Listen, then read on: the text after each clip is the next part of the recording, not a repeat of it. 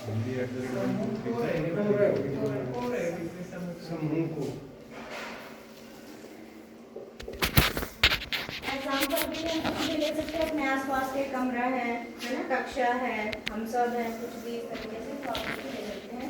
और इसकी जब विशेषताओं की बात करते हैं तो सबसे पहली बात है, शब्द जो है वो किसी अर्थ की अभिव्यक्ति करता है।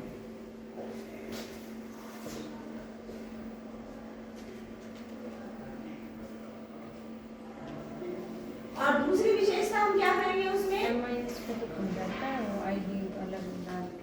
और कोई विशेषता शब्द की एक ही विशेषता है, एक ही पहचान है कि वो किसी न किसी अर्थ का बोधक होता है, उस अर्थ को इंगित करता है, तो ही वो अपने आप में शब्द है। वर्गीकरण के अलग अलग आधार होते हैं।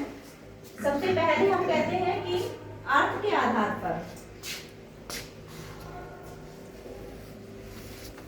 अर्थ के आधार पर शब्द के कितने भेद हैं?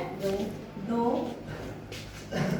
नंबर 1 सार्थक और नंबर 2 निरर्थक।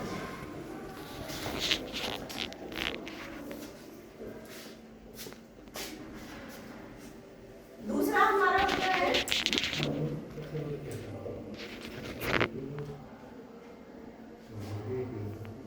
सार्थक में भी फिर हम बहुत सारे इससे भेद हो जाते हैं।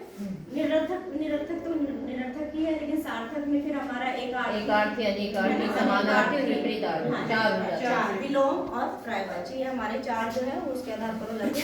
दूसरा हमारा जो शब्द भेद होता है वो हम करते हैं उत्पत्ति के आधार पर या स्रोत के आधार पर।